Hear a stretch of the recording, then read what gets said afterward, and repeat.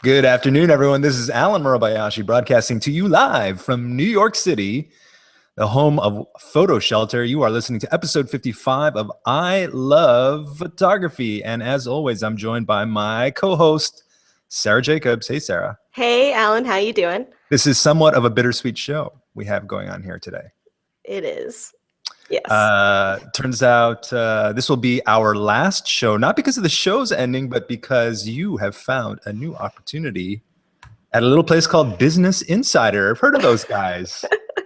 Yes. Have we shared any of their links on the show, though? Well, they're very well known for their listicles. They do very well with the listicles. Yes, absolutely. So I guess you'll be making a lot of those listicles or helping to find photography for them. Yes. Yeah, I'm going to be an associate photo editor over at Business Insider running photo essays. And photo essays. Yeah. Nice. So you're going to find some new photography out there to share with the people? Yes, absolutely. Just kind of like every week here, but different. And well, maybe now we can have you guest host ILP every once in a while. I'd be honored. I would be honored. Okay, well, this better be a good show. Oh, no pressure or anything. No pressure. Let's start with some semi-serious stuff, as always. This was in the Time Lightbox, an interesting article. The French government at some point decided they needed to have forensic tools to detect photo manipulation. So they contracted with a company called Exo Machina, which developed a product called Tungsten. And the developer there, I guess, is Roger Kozian. I'm using the American pronunciation, not Roger Kozian or whatever it is. But he had some words here. He had some words here talking about a lot of stuff. The one that was most resonant with me was basically when he excoriated the contests. Yeah. And basically said, was any thought put into their policies regarding manipulation before they publish anything? And he's implying that no, they have no idea what they're doing, which was sort of my criticism of the contest before, which is they don't really know what they're doing. And you know what? I'm beginning to understand the issue as being it's not only about photography now, because the manipulation happens with the bits and the pixels. And so you kind of need a somebody that specializes in that stuff to make any sense of it. Yeah, someone like Roger. Somebody like Roger, or Roger, as we like to say. Oh. But this is a pretty interesting article. I thought it was pretty good, and I hope that the people over at World Press and the other contests had a chance to look at it. And I hope that rather than just feeling criticized, they can find some insight in there and adjust their rules. Maybe hire the guy. Yeah, absolutely. They should definitely hire the guy. I really enjoyed this interview because he's very much on the photographer's side, and also calling out WPO, saying you need to make your rules more clear so that photographers know what is allowed and what isn't allowed. And also he just talks a lot about how photography in general is never just straight on. There's always a point of view involved, and how important that is to the photography itself, whether it's in post or just when you first take the picture. Yeah, and I guess that isn't such a new idea. Everyone says there's no, a photo isn't objectively true because of the point of view and where you're aiming your camera and how you do your edit. Yeah, but hearing a guy who's developed a software to try to track manipulation, hearing him say that, it gave me a little peace of mind. It was like, okay, cool. Glad that he knows that. So what was his thing? A manipulated image is not necessarily a lie. Yeah. Interesting. Mm-hmm. I like that. Yeah. Our buddy Steve McCurry, who you know from the Afghan Girl, or who most people know from the Afghan Girl, this came out 2 days ago when it's kind of staggering. So Steve, I've been down to his studio a couple times because they use PhotoShelter for some of their archive work. And it's a small group of people. It's not like Steve's running a huge operation there. He's got a little apartment down by the World Trade Center, and he's got huge filing cabinets and whatnot, and there's maybe 2 or 3 people that work in that office. It turns out that his assistant stole $654,000 worth of prints, which she sold without telling Steve, and obviously kept all the money. It's crazy. So Brie DiStefano. And I think back to, the role that assistants play for their bosses is significant. There's so much trust there. Yeah. And Steve, he's traveling all the time, so he can't be in the office. He has to count on people like, being on the straight and narrow there. This is staggering. $654,000. Yeah, she was doing this from 2012 into 2013. I don't even know what compels someone to. I mean, at some point, do you just say, I'm so far in, I'm just going to keep going? Or at some point, do you say, I can't believe how far in? I thought I was just going to steal like $10,000, and now I'm up to 600,000. Well, I know she must have just gotten addicted to the money. I mean, that's so much money. That's a lot of money. That's a lot of money. So 233 stolen books valued at $23,000, and the rest were prints, and she was arrested. And bail is set at $250,000. Yeah, I don't think anybody will be bailing her out anytime soon with that. Not unless she finds some of that money. Right. Yikes. Well, Steve, I'm glad you're able to catch her. Houston had a ton of floods, some really scary stuff. And then your hometown of Dallas also got some of that rain. The crazy thing about weather is you'll have a drought in California, and then you'll have this crazy flooding elsewhere. But super nice guy, and the photojournalist with one of the best names in the world, Smiley Pool, over at the Dallas Morning News, took some really nice aerial shots of this stuff.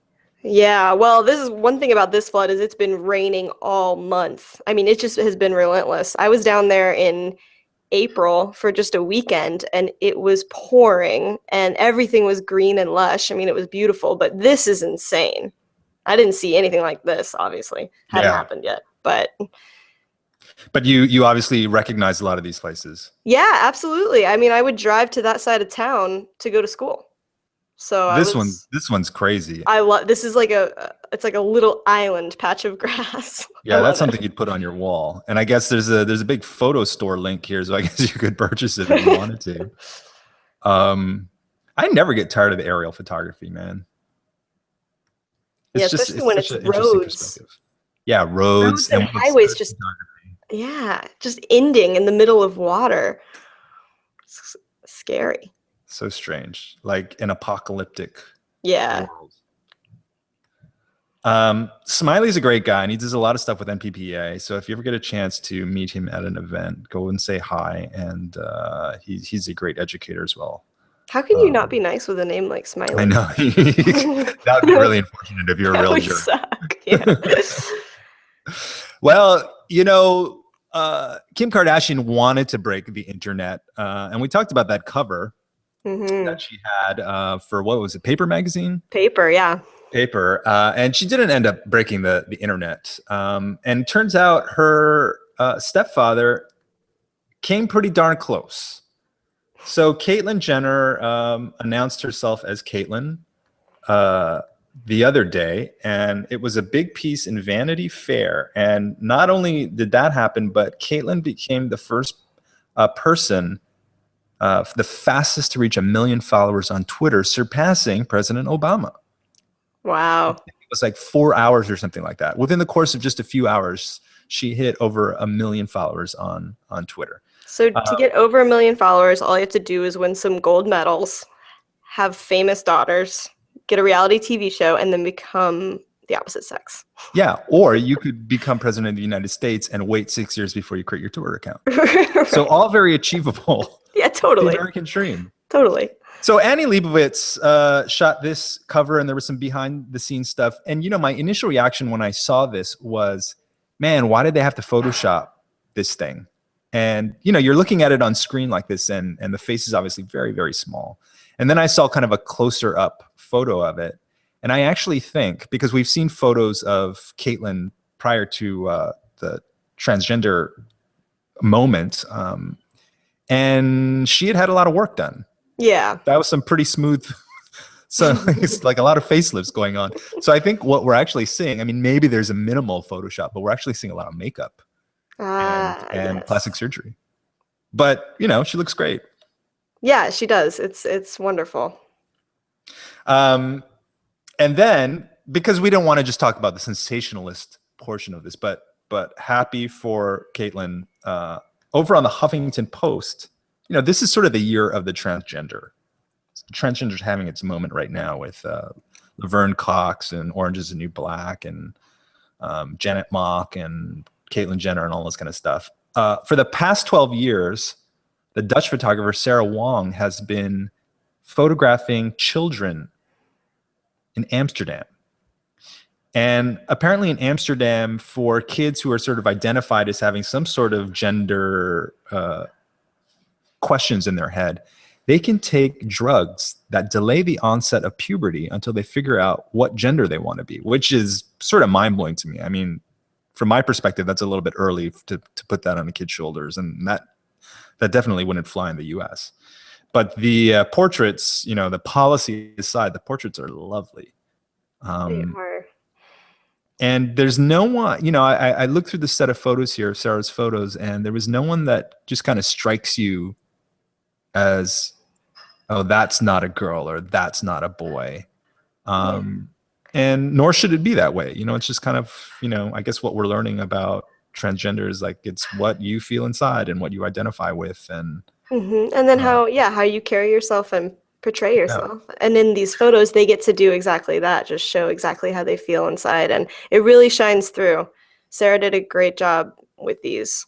Yeah. And, you know, I got to give her props for, you know, doing this. This is not kind of a flash in the pan project. For 12 years. Yeah. Before, you know, a lot of discussion about transgender even came up, she was over there documenting this stuff. And they're really, really nice portraits. And I think she mentioned she also she's waiting a few years to release the images to protect the kids. Yep. And which I think is great. I mean, and necessary. She has some photos that are taken a few years apart. So the last on this particular article is a group portrait. And I'll scroll down to this, which she calls the butterfly tableau. A bunch of kids in 2010. And then the same kids a few years later in 2012, having grown a little bit, some of them more than others, probably just because they're a little bit older. But, you know, the transgender aside, it's a lovely portrait, and it's just interesting to see kids grow up. Yeah, I hope she continues with these kids reenacting this. Definitely. Really, really nice stuff, Sarah. Enjoyed that stuff. You found this on Pro Photo Daily. Yeah. I thought this was really interesting. It's super interesting. Yeah, so Toyota, the car company, went to Getty Images to hire photojournalists to work on some YouTube ads that they created that are little short documentaries on teen driving. So it's just different teens in their families, in their family homes, learning how to drive, how the parents are reacting to that, you know, just very like intimate look. And I think it came across very intimate and very real because they hired documentary photographers. I think it's good. Yeah, and I guess the article basically states the reason why they did that was because they don't have the budgets to do like real productions, which was pretty interesting.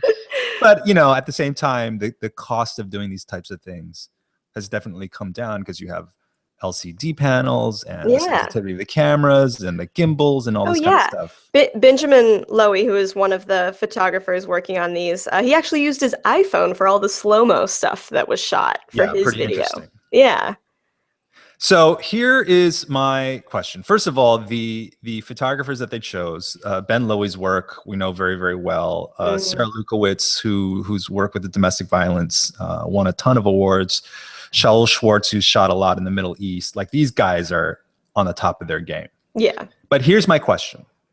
Because I was reading an article about some local politics back in Hawaii, and there was a politician there who served as a politician for 15 years, but prior to that he was a newscaster, and then he was rehired as a newscaster. And the question, it was an op-ed piece and saying, well, what is this guy doing as a journalist? Because he knows all of these people, and how can he be impartial when he potentially has to criticize his friends? And my question is, what happens when Ben now has to go cover a story about Toyota, a recall with an airbag, or a crash, a terrible crash, or the indictment of a higher up? Does he now feel slightly weird about doing that in a very objective way because they put thousands of dollars in his pocket to produce this video? Yeah, that's a good point. Yeah, I mean, I'm all for the reality of having to diversify your revenue stream. And I think that it's wonderful that photojournalism is getting a spotlight here to do this type of work, but it does raise questions because Sarah, Shaul, and Ben, they are huge.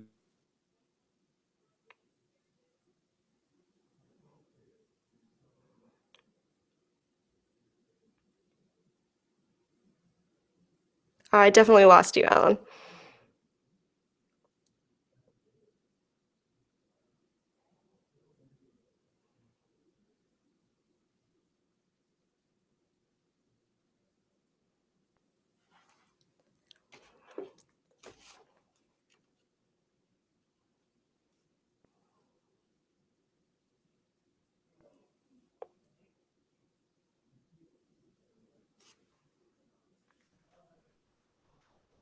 A little technical difficulty there. Hey, yeah. But you're back on. Yeah, Ben, Sarah, and Shaul are huge names in the world of photojournalism, and it just makes me question, if this becomes a new norm where, the top talent of this generation is doing commercial work. What controls are we going to put in place to make sure that they're not then being assigned to go shoot their former clients as news subjects in the future? It's an interesting. It's an interesting. I think you should write a blog post on that. Yeah, I might do that, and I would love to. Maybe I'll reach out to them and just see what their thoughts on that. Obviously, there's enough photojournalists out there that they don't have to be assigned to go cover Toyota now. Now we know that they can't cover Toyota for news things, and that's fine.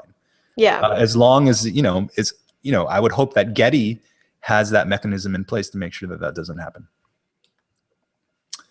Instagram announced more ads in your feeds this week. As if we needed more ads. I know, as if we needed this. But we knew it was coming. And we've seen over the past year or so kind of the slow infiltration of ads. And the interesting thing to me is that the advertisers have a few more tools at their disposal than we do. So for example, there are multi-image posts in Instagram where you just swipe right and you can see, I don't know, up to 4 images or so. But I guess the question I have is how many, what percentage of ads are you willing to see in your feed before you say, this is enough? In a small little phone size area in a serialized feed, like I just can't take it. At least in Facebook, most of the ad action occurs on the side. True. But now it's like, oh.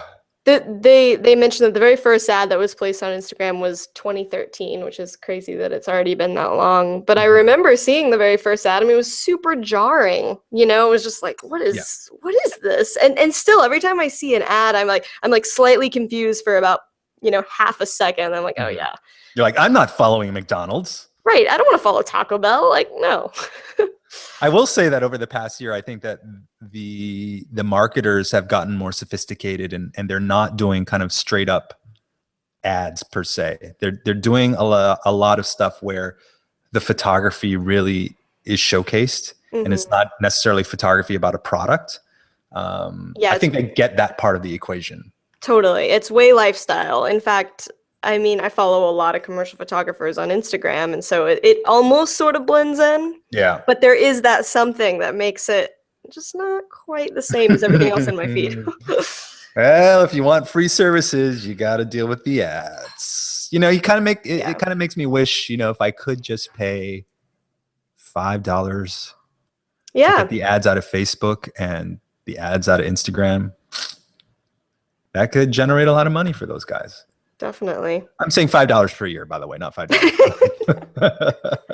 Annual subscription fee, $5. Christian Patterson won the Vevey International Photography Award, $42,000 for a project called Gongko. And before you think it's like about the Gong Show, it's actually a Chinese, an old Chinese store, the Gong Company store. And they're lovely photos. Yeah, it's like a little abandoned grocery store down in the Mississippi Delta. And apparently everything was just left on the shelf, and he has been going in there and exploring and taking some really great pictures. I love Christian's work. I love Red-Headed Peckerwood. Mm-hmm. His work has this very like dreamlike quality, yet it's in reality, you know, everything. It's like a documentary style, but it just has this weird dream feeling to it. I can see where people might say, what's so special about this photography? Because it doesn't rely on lights and, you know, weird angles and people. There's a lot of stuff that's, right. It's just straight on. Mm-hmm.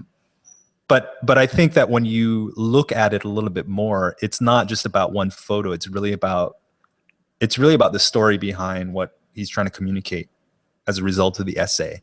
And I guess with the grant, part of it is that this becomes a show at the end of his year, which is exciting. And they said they're actually going to bring in stuff from the building to be a part of the show. So there'll be physical objects as well as the photographs. Yeah, he said it's important to him to make it into sort of an interactive piece, so it comes off the page and is not just his prints. And I think with Christian's work, like, it's definitely meant to be looked at in a book or from a print. Definitely not in Large format. Yeah. Yeah. Not in a Time-Lapse scroll through web page. You know, I was talking to the art photographer Greg Miller, and that's kind of what he said. He's like, I could send you to my website, but that doesn't really give you the sense of what my photography is about, particularly because he uses an 8x10 view camera.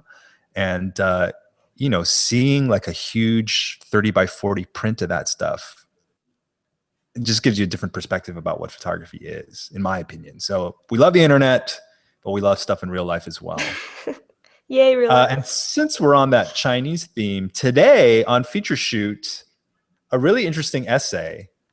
And let me pull that up for you. All the links that we're talking about today can be found on our blog at blog.photoshelter.com if you want to see the photography rather than just listen to us talk about it. But here is a photographer, the Hungarian photographer Bence Bakonyi. He stayed in China for a year, and he basically was trying to find, quote, home in China.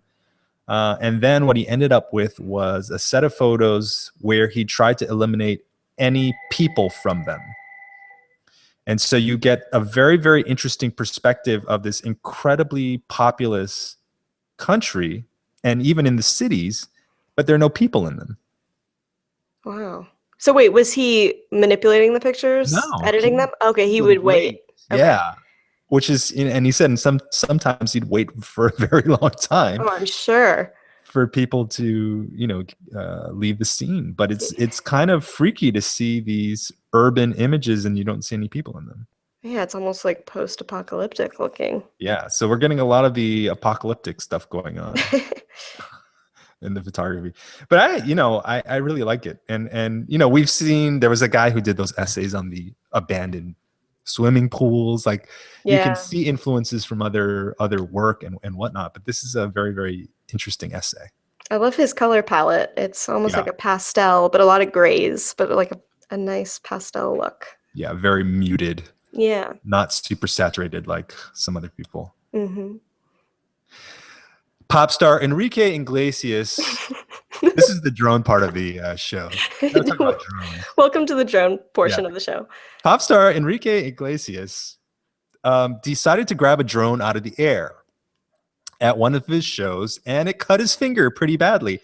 Now, from my understanding, the drone was part of the photo crew, and the drone was at like all the shows. And for whatever reason on this particular show, he decided that he was going to be cool and grab the drone out of the air, and he cut his finger. So much blood. Bled profusely. And then what did he do with the blood, Sarah? He like went backstage for a minute, right? No, he put it on his white T-shirt in the shape of a heart. Okay. Because he's Enrique Iglesias. Wow, Enrique. And then he went and he got his hand stitched up, and then he came back out and finished it. But that's a pretty nice T-shirt. I bet that could raise a lot of money for in an auction. Yeah. But really, these drones, they have these propellers, and the propellers move very, very rapidly, and you can cut your hand. So this is a PSA. Don't try to grab a drone out of the air. That's silly. That's just silly. And the drones are getting bigger too. Maybe if it's like a tiny DJI Phantom, maybe you could do it. But some of these things have big propellers on them. Some of the Octo drones. Yeah, you just don't want to be grabbing that. No, that's a lot of blood. If we were to continue the show, I would like to request an Enrique Iglesias portion of every show. Oh, maybe that will be your guest segment. Yeah. Okay. All right. I also think there's a future for blood art on T-shirts. Yeah, definitely. Yeah, some really nice patterns could be made. The World Trade Center opened its deck, the observatory deck, last week. I gotta go. $30. Have you been? I have not been. $30. That's a lot of money, but I'll go. And apparently, if you have one of the MasterCards, one of their MasterCards, you can get into the VIP line for the same amount of money, whatever that means. There's a clear floor that you can see through, just like the Willis Tower in Chicago, the former Sears Tower. But here is a time lapse. EarthCam, which I guess had the contract to go take photos of the World Trade Center being built, put together the official 11-year time lapse of World Trade Center being built. And I watched it, and it was fascinating. And part of me wishes that they also have a version of it where it just stays wide, because they kind of zoom in to the tower and you kind of lose the context. Yeah, I had the same thought. Yeah. Yeah, they put it in a few different places depending on the year, so it kind of goes back and forth. Which I understand. It sort of makes sense, but yeah. Now, Alan, you have basically been watching the One World Trade be built from your apartment. Yeah. Which is, I wish you had done a time lapse. Well, if only I had that sort of concentration power. I know, that's a long time. 11 years is a long time. It's a long time. I will say, I remember when they put the top tower on there because there were helicopters and it was like a big deal. I will say that area, a little bit to my surprise, has been developed in a very, very beautiful way. And there's a new retail, shopping, and eating place called Brookfield Place. There's a lot of foot traffic down there, really, really a lot of foot traffic. And they've made it back into kind of a really nice destination. So hopefully tourists will continue to come to that area and businesses will continue to flourish in that area. And it's a great time to visit in the summer, man. Yeah, I was just there this past weekend, walked around Bowling Green and walked up along the water. It's beautiful. It's nice. It's nice. Yeah. We've come to the last moment in the show. But it's always the most happy. It's always the most happy. And what could be more happy than Bodhi, the menswear fashion dog, who has his own spread in the New York Times men's style section. This is incredible. You say incredible, I say absurd. Well, yeah, we've talked about Bodhi on the show before. Yeah, He's a Shiba Inu, which is a Japanese breed. And really, if I ever had a dog, I'd get a Shiba Inu. I just like the look of them. And if I ever had a Shiba Inu, I might dress him up in menswear because I've been inspired. But anyway, the Bodhi's parents, David Fung and Yena Kim, who are a married couple as far as I remember, were hired to do kind of summer looks.